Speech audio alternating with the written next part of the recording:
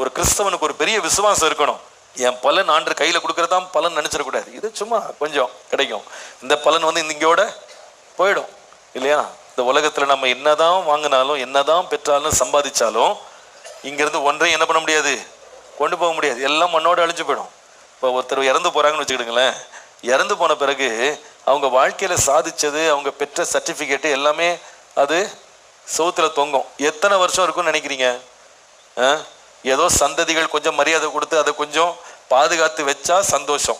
மறந்துட்டாங்க, அந்த ஆளை மதிக்கல, இத்தனை வருஷம் கஷ்டப்பட்டு வாங்கின பதக்கம் என்ன ஆயிரும், வீணா போயிடும்.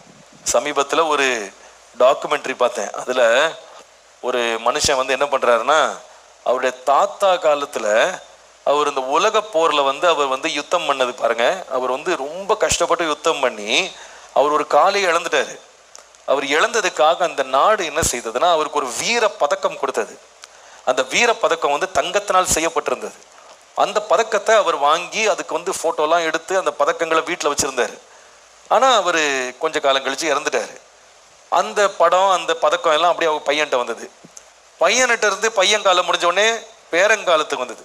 இந்த பேரன் என்ன பண்ணான்னு தெரியுமா, அவனுக்கு காசு இல்லை, அவனுக்கு வருமானம் இல்லைன்னு உடனே அந்த பதக்கத்தை அந்த போட்டோவெல்லாம் எடுத்துட்டு போயிட்டு இந்த மார்வாடி மாதிரி ஒரு கடை இருக்கும் பாருங்க, அது என்ன கடை சொல்லுவாங்க, அந்த பான் ஷாப் இருக்கும் பாருங்க, அந்த பான் ஷாப்ல கொண்டு போய் வச்சுட்டு இதுக்கு எவ்வளவு விலை கொடுப்பீங்கன்னு விலை பேசுறான்.